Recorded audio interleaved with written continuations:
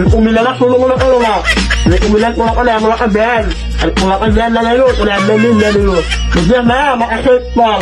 তোর কাছে আমার এখন প্রশ্ন, তুই কুমিল্লার ফলা, এতটুকু আমি বুঝছি যে তুই কুমিল্লা কইছ, এতটুকু বুঝা গেছে।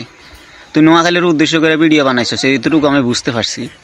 কিন্তু তুই আসলে কি কইছস, মানে তোর ভিডিওর মধ্যে তুই কি কইছস এটা তো বুঝি না আমরা। তুই যে চাইনিজ ভাষায় ভিডিওটা বানাইছ, তোর তো বাংলা ট্রান্সলেট করা উচিত ছিল।